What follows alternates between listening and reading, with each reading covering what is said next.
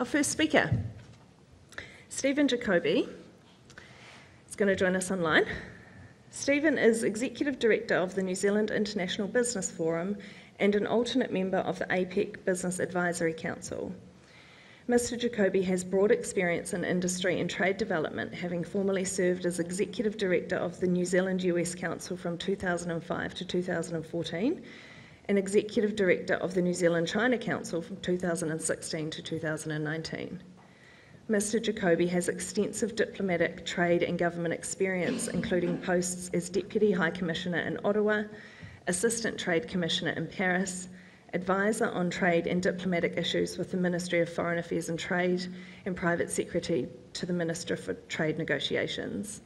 Mr. Jacobi is an experienced director and frequent commentator on the trade and industry issues. Mr. Jacobi is also Managing Director of Jacobi Consulting Limited, a consultancy offering advice to public and private sector clients in the fields of international trade, government relations and industry developments.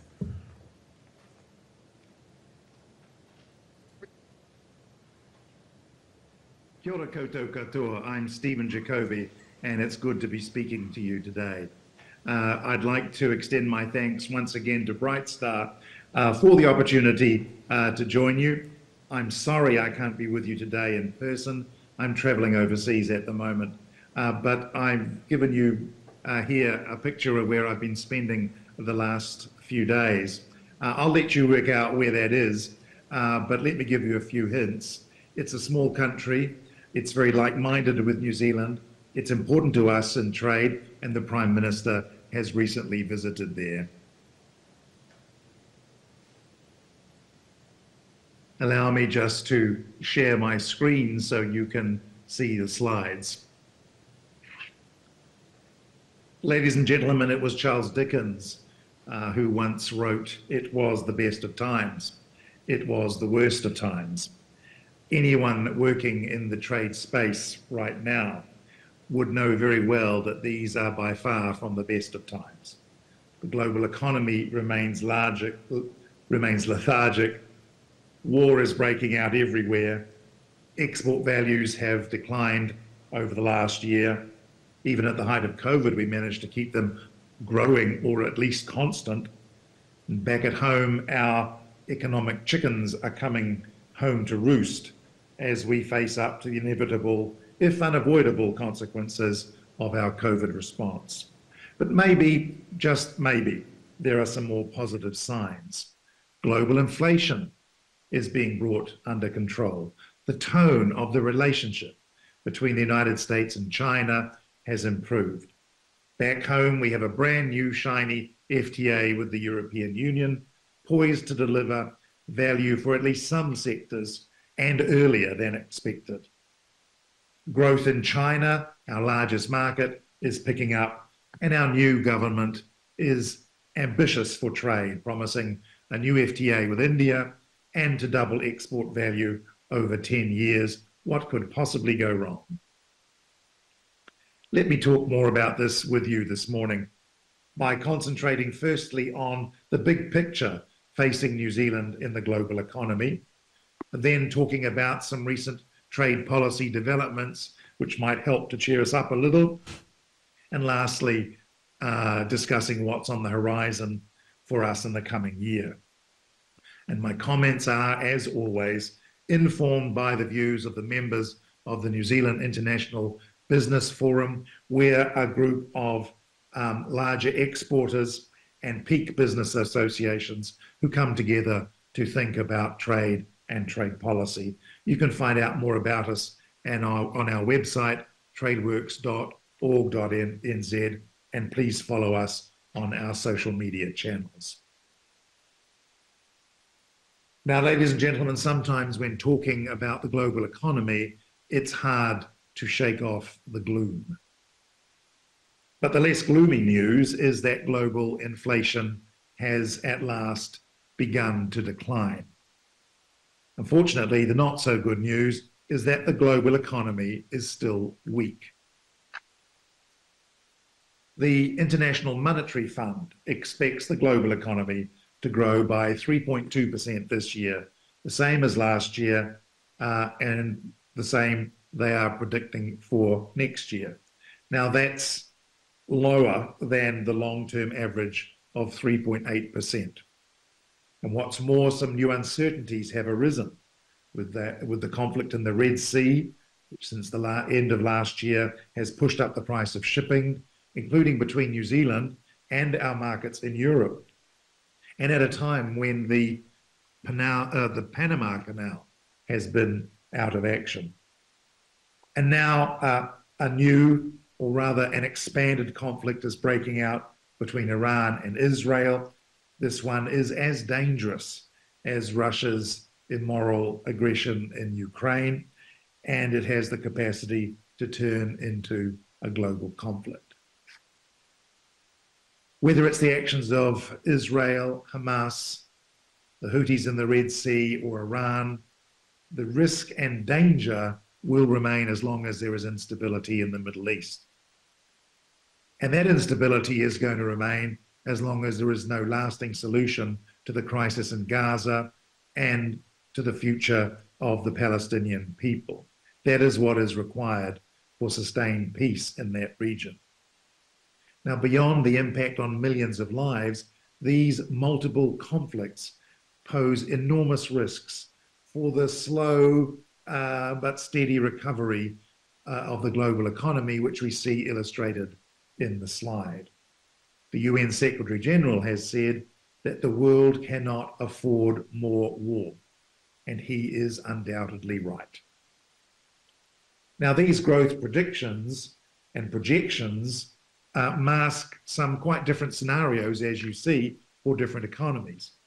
Generally speaking, emerging markets and developing economies in Asia and in Africa are doing better than the advanced ones. And some of those economies in advanced companies, including the United States and Europe, are being propped up by massive government spending and borrowing, which will one day have to be paid for. Now, why do these figures matter? Well, they matter because they form the backdrop against which business is done around the world by your organizations and by your clients. And ultimately, they affect countless commercial decisions in international markets, which drive the prices which New Zealand businesses can receive for goods and services from overseas. Now, the World Trade Organization has just released its annual trade survey.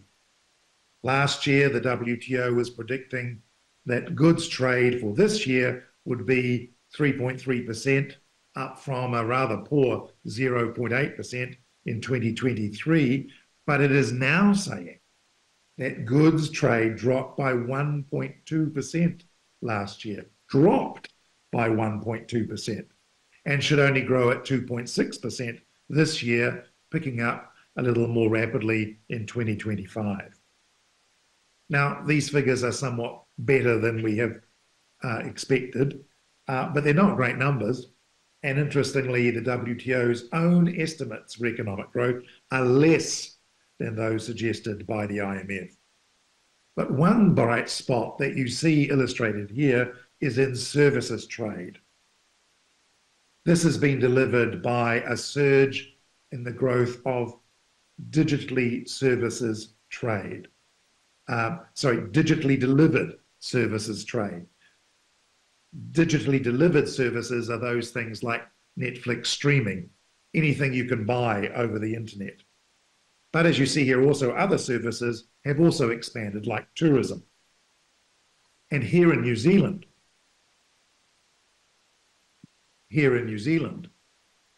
tourism numbers have increased significantly. They were up by 9% in 2023 as flight capacity has increased and tourists have returned. For the year ending December 2023, there were 2.96 million overseas visitor arrivals, and they spent $9.9 billion. It's about just under 80% of what they spent back in 2019, before the COVID pandemic. The spend remains high. The median spend is about the same as in 2019. The Germans are spending the most, Dankeschön to them. And there are more Chinese airlines serving New Zealand now than there even were before COVID. So, xie zhongguo to all of them. But goods trade that you also see illustrated here shows a different story. Exports in 2023 were down by 5.5% over the previous year.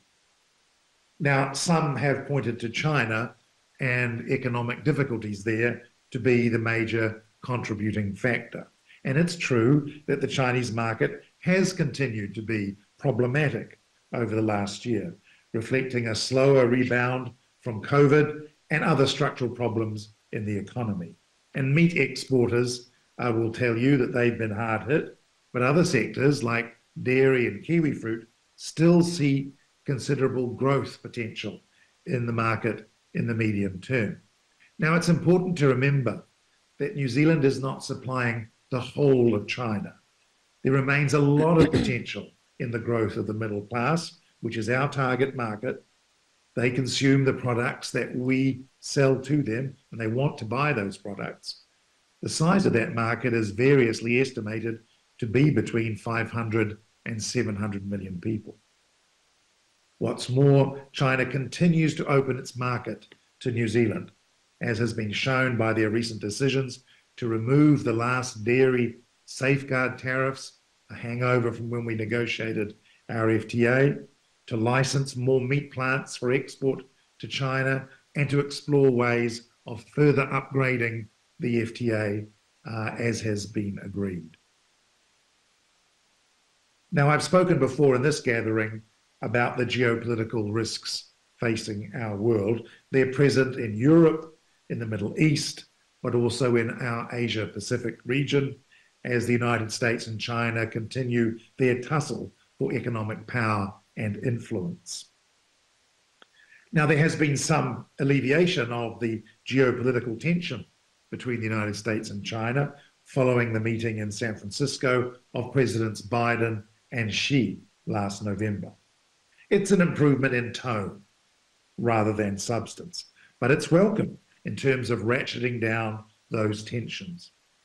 Now, New Zealand maintains close relationships with both the United States and China, and we try hard to maintain some sort of balance while remaining faithful to our values and our history. And that's really what an independent foreign policy is all about, making our own decisions about what we say, when we act, quite often in concert with our traditional partners, but from time to time, acting on our own. It's not easy, and it's getting harder all the time. Our traditional relationships matter to us, but so do our economic interests, particularly at times like these. The political risk is rising, and that's a potential impact on our trade from an unforeseen event or from some new policy direction that New Zealand wishes to pursue, which disturbs the balance we've tried hard to maintain. Exporters need to be alert to these risks. It's not simply a case of rushing to other less rewarding markets, if indeed these can be found, but taking steps to mitigate risk by shoring up key relationships and, where possible, diversifying product offerings in market. And yes, exploring other opportunities in other markets where they exist, and certainly by encouraging the New Zealand government to be alert to the potential unintended economic consequences of big changes to our independent foreign policy. Let me turn now to some recent trade policy developments. New Zealand's chief trade negotiator, Vangelis Vitalis at the Ministry of Foreign Affairs and Trade, often talks about the end of the golden weather for trade policy. By this, he means that the period over the last 30 years, which saw a large expansion in free trade agreements and market access, he sees that as coming to an end. This is what we see illustrated here, the range of free trade agreements we have been able to negotiate.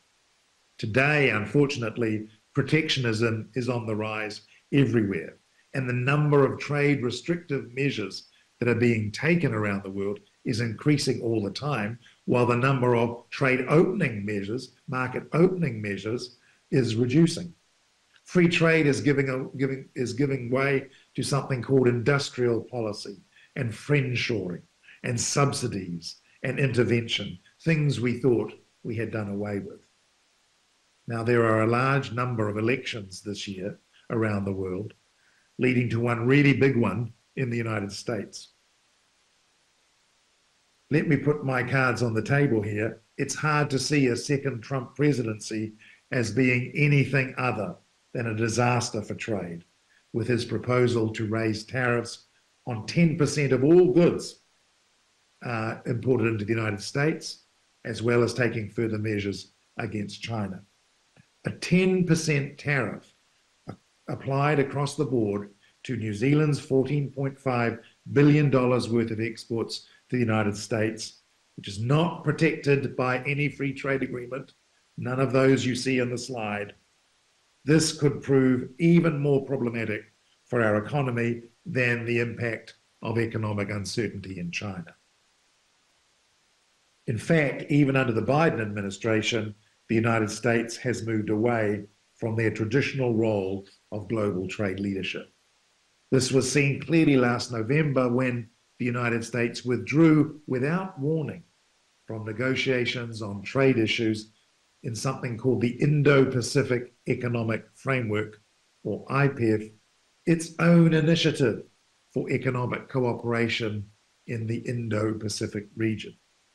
Now, while other elements of this IPEF were agreed, it seems unlikely that these negotiations can be revived before the presidential election.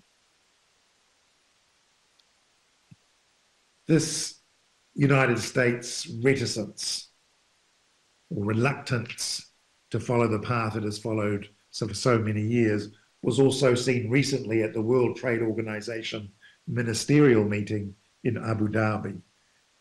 In the end, very little was achieved at this meeting, despite the strenuous efforts of our own Trade Minister, Todd McClay, and his officials. Now, the United States was not the only WTO member at fault, but the heft it can normally bring to such negotiations was sorely lacking. The tragedy for the World Trade Organization today is that even if a number of the things on offer at the ministerial had been agreed, they would have been unlikely to add significantly to improve the downside risks we see currently facing the global economy. The WTO is the ultimate keeper and arbiter of the rules of international trade. It must remain our top trade priority. What other choice do we have? But it is now in a seriously weakened state just when we need it most. The WTO is, unfortunately, not global government. It is the creature of its 166 member states. They control its destiny, but the world is not open today. It is not in an outward-looking frame of mind as it once was. These are big implications for New Zealand as we go forward. But let's accentuate the positive. And more positively for New Zealand, a big new shiny free trade agreement. The NZIBF is to enter force on the 1st of May. Will have entered into force earlier this month. This FTA seeks to connect our exporters with 450 million European consumers, and it delivers some significant new openings for us, especially in horticulture, wine, honey, and seafood. Unfortunately, the gains for the goods we sell in volume around the world, dairy and meat, are much smaller. And when these products are not fully included in a trade agreement, the numbers generated in terms of new trade are going to be a lot less. The value of this agreement is further eroded by the costs of impending legislation to restrict the use of certain names for for wines and cheeses like Prosecco, like Feta. They have fettered our Feta. We can't use that name anymore for our own New Zealand produced Feta. They're also further reduced by the risks of increasing environmental regulation in the EU. On the other hand, the FTA is also accompanied by an expansion of the EU's Horizon Fund for scientific research and development in New Zealand. That is very significant and could prove a real boost for innovation in our economy. Now, there's no doubt that the New Zealand EU is a significant agreement and a major achievement for our trade negotiators, even despite its drawbacks. But it may turn out to be somewhat less than transformational precisely for the reasons I've just outlined. Certainly in terms of a market for diversification, the EU is unlikely to outpace China at any time soon.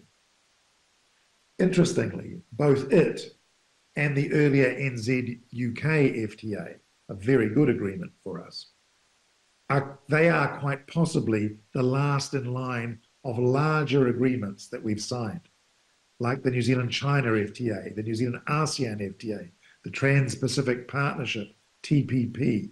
These are the agreements that New Zealand has been able to secure during this period of the golden weather. But the cause of free trade, or freer trade, is not completely dead, nor have we reached peak FTA.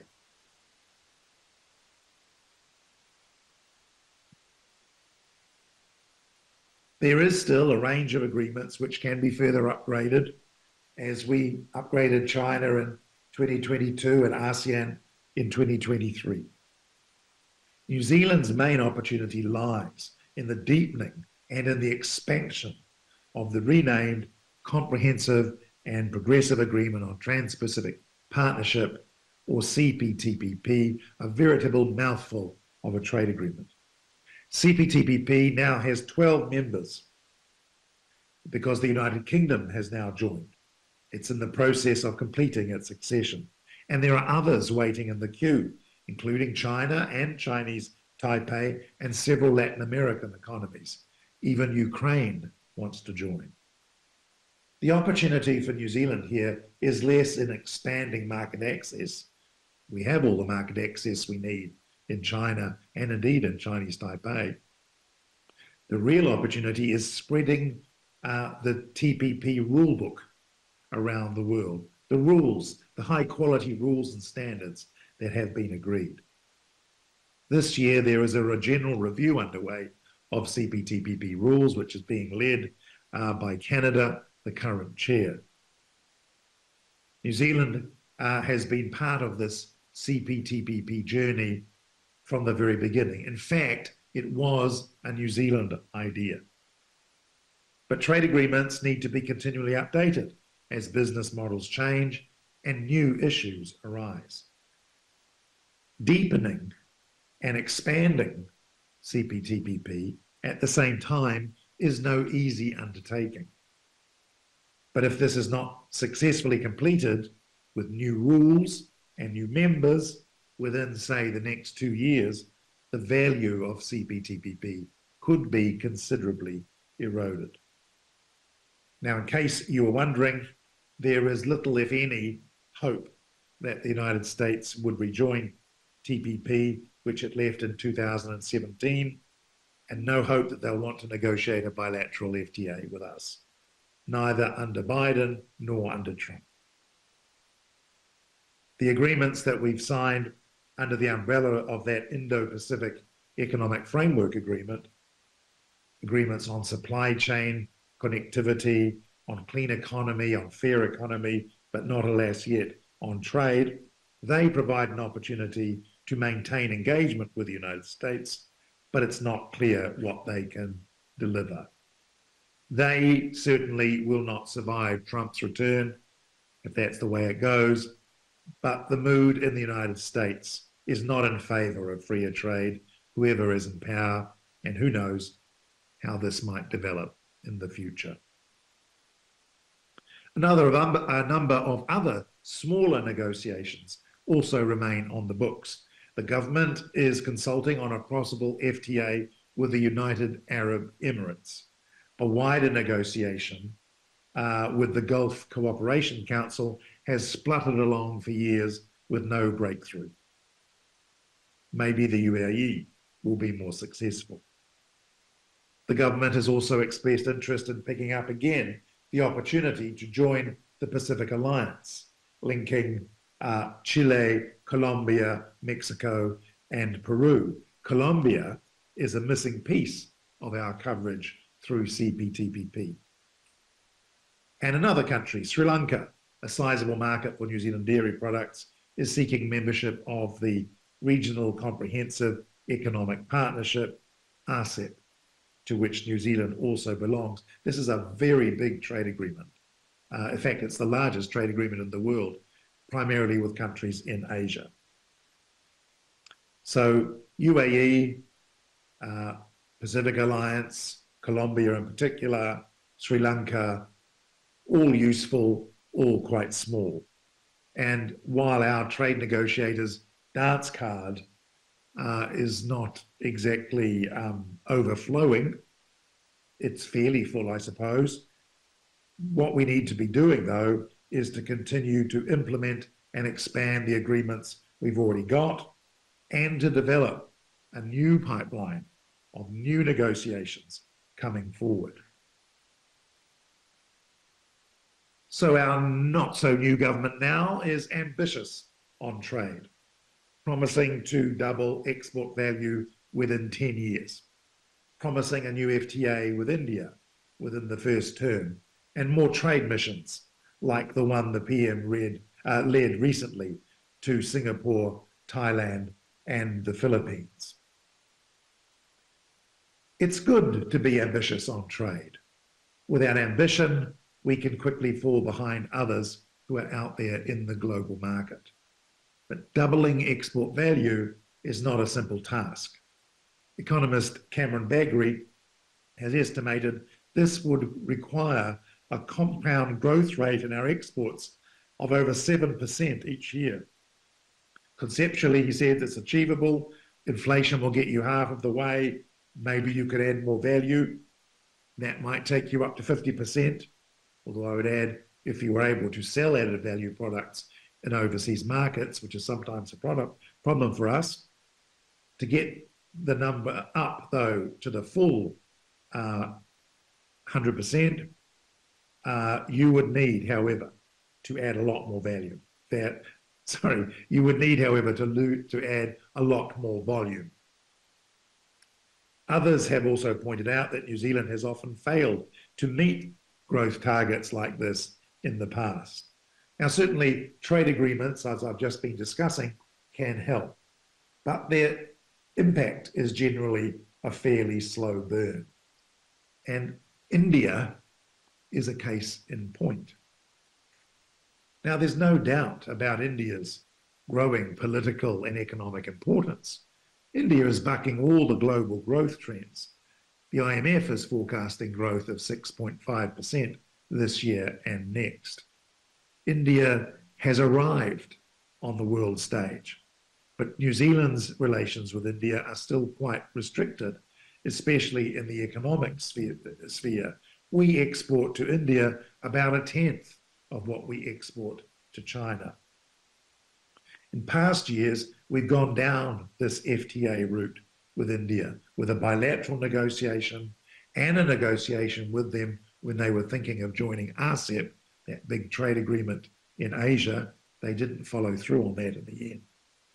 Now, unhooking a fresh start to all of this will require a large amount of investment and some new ideas on the part of the government working closely with business. Above all, we need to demonstrate the value proposition for India. Why would an expanded economic relationship with New Zealand be of interest to them? What is the part that New Zealand can play in India's rapidly developing economic story? It's not simply a matter, as I sometimes hear, of dropping dairy, our largest export sector. India's objections to dairy imports are well known, but it also has a large dairy processing industry, and New Zealand's technology and expertise is likely to be of interest to them. If you take out our largest export sector from the equation, the benefits you're going to get from a future agreement, if it gets to that, are going to be a lot less. But maybe taking a sector-by-sector approach might prove more fruitful in the short term. For example, a recent solution has been found to enable the log trade to resume. Discussions are already advanced in the horticultural cooperation space. Other sectors could be added to that over time until the case for a more formalised partnership can be made. And when it comes to services, the flow of Indian migrants and tourists to New Zealand continues to increase, paving the way, hopefully, for direct flights between Delhi and Auckland. This is the work that is now underway. It requires significant investment from both government and business, as I said a moment ago. But it's going to take time to mature and develop. Now, if India is a big task which lies ahead of us, there are two other big ideas which I'd like to put to you, which I think should be considered more actively. The first of these is moving more rapidly to paperless trade, by which we mean replacing paper with data, eliminating the vast amount of paper documentation which accompanies goods as they move through global supply chains. There are big savings to be made here in terms of the cost of doing business, estimated to be about as much as the gains from a free trade agreement. Adopting digital and data-driven systems, exchanging data rather than paper, can avoid the need to replace these documents, these paper documents, when they get lost, when you have to send an expensive courier around the world. This happens more often than you might think. What's more, by exchanging data rather than paper, clearance times through ports can be accelerated, errors can be eliminated, more information can be provided both to regulatory authorities and even to customers and consumers about a product's provenance, safety, and sustainability. Other trading partners of ours, like Australia, the United Kingdom, and Singapore, are moving far ahead of us here, and we need to catch up. Big idea number one for doubling export value. The second big idea is potentially even bigger. We started exploring it at a conference held in June 2019, before COVID unkindly interrupted. This idea is the Southern Link. It's a bold concept to establish a new multimodal supply chain across from Asia, across New Zealand, and on to Latin America, as you see illustrated here. Now, it starts with a very simple idea. The fastest way to move goods and people between Asia and the southwestern seaboard of the South America is via New Zealand. New Zealand sits conveniently at the halfway point of that L shape between Northeast Asia and southwestern Latin America. That means whether via Auckland or Christchurch, a stopover in New Zealand provides the shortest flight distance between certain Asian and South American cities. These include potentially important air corridors between Singapore, Kuala Lumpur, Bangkok, Shanghai, and Guangzhou, to and from Santiago, Buenos Aires, Lima, and further afield, particularly on to Brazil. And with these air links come both passengers and goods carried in the hold, especially e-commerce and parcel post, which is growing significantly as Latin American suppliers continue to increase their use of Asian e-commerce portals. But the Southern Link's not just about air connectivity, it's multimodal as I said. The vast bulk of trade between Latin America and Asia is carried by sea. Most of it, much of it at least, goes through North American ports. New Zealand ports could provide an alternative for at least a portion of those shipments. And the Southern Link has one major strategic benefit for New Zealand. It would put New Zealand in the middle of a supply chain rather than at the end of one. We could serve as an intermediary location for warehousing and stockpiling of goods for on shipment to multiple locations to the west and to the east, leveraging the significant growth in trade that is taking place between Latin America and Asia and enhancing our connectivity with Latin American economies. Now, if we are going to double the value of exports, we are going to need big ideas like this one. And we're going to need to continue the vital work of building our key trading relationships in Asia. That is always going to be part of the solution. So, ladies and gentlemen, these are the times that we find ourselves in. They are like other times that we have experienced. They are both the best of times and the worst of times. They are the ones that we are living in, the ones that we need to try to shape for the future. Careful and deliberate management of our external engagement, nurturing and our existing and our new relationships through trade agreements and connections all around the world. Having some big ideas that can drive real growth in our trade and international linkages. These are all the things that are going to take us forward, even as we continue to pay attention, close attention to productivity and competitiveness back home. Now, there's no shortage of challenges facing us on the global stage, but there are also opportunities, lots of them, and those opportunities outweigh the problems that we face today. So it's been a pleasure talking to you today. I'm sorry I can't be with you in person.